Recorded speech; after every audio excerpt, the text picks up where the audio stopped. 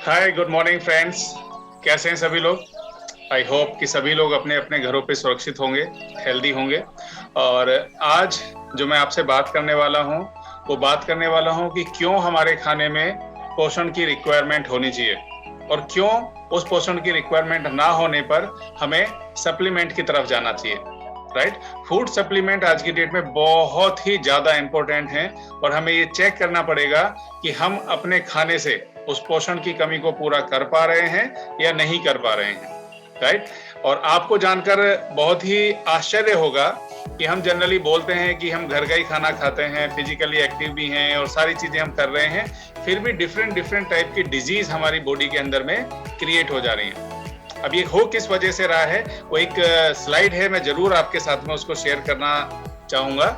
And yes, देखिए आप यहाँ पे ध्यान से देखिए, ये क्या दिखाने की कोशिश की जा रही है यहाँ पे कि भारतीय भोजन में 30 साल पहले जैसी ताकत नहीं रही है।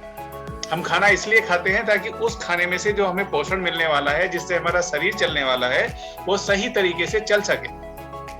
राइट। और हम देख रहे हैं इसके अंदर में कि मसूर की दाल 10% उसमें प्रोटीन कम हो गया है। और सेब की बात करें तो सेब के बारे में बोला जाता है ईट Apple a day keep a doctor away, but उसमें से 60% आयरन घट चुका है। अब आप मुझे ये बताइए कि जिस गाड़ी को हम पेट्रोल से चलाते हैं, क्या कभी हमने उसको डीजल से चलाने की कोशिश किया? सिंपल जवाब है, किसी का भी होगा कि नहीं चलाया, और चलाएंगे तो उसका इंजन खराब हो जाएगा। और जनरली हम देख रहे हैं कि किस तरीके का खाना हम खा रहे हैं जिसके अंदर में से पोषण की ऑलरेडी कमी है।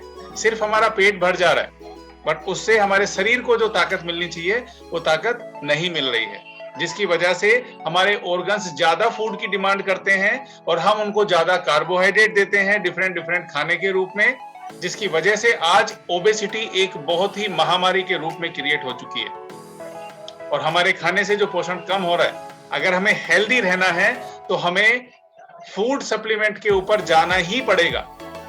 क्यों जाना पड़ेगा? क्योंकि एक तो पोषण की कमी हो रही है, उस पोषण की डिफिशियंसी को पूरा करेंगे और उस पोषण की डिफिशियंसी पूरा होने से हम लॉन्ग टर्म तक अपने आप को हेल्दी रख पाएंगे। अगर ऐसा नहीं करते हैं तो क्या होगा? आप सब लोगों ने नोकिया कंपनी का नाम सुना होगा, राइट? बहुत धूम थी मोबाइल कंपनी की उसके अंदर में, मोबाइल कंपनीज के अंदर में, बट आज नोकिया कहां पे है? क्योंकि समय के हिसाब से चेंज नहीं हुआ। हम काम तो स्मार्ट करने लगे, हमारे पास में हर साधन है अपने काम को हल्का करने के लिए, बट खाना हम वही पुरानी तरीके से खा रहे हैं। राइट। ज्यादा पैसे कमा लिए तो इसका मतलब ये नहीं है कि हमारे शरीर को ज्यादा खाने की रिक्वायरमेंट है।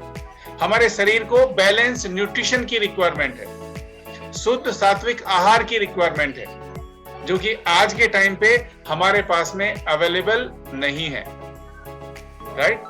तो हमें चुनना रहेगा कि हम किस तरीके के फूड सप्लीमेंट में जाएं जिसकी वजह से हम अपने उस डिफिशियंसी को पूरा कर सकें जो हमारे नेचुरल खाने से हमें नहीं मिल पा रही है।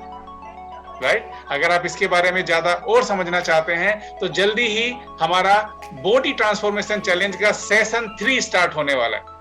राइट। तो आप उसके लिए मुझे संपर्क करिए, मैं आपको उसका लिंक आपके साथ में शेयर करूंगा और आप समझ पाएंगे कि आज की डेट में हेल्दी रहना उतना भी मुश्किल नहीं है जितना हम लोग समझते हैं।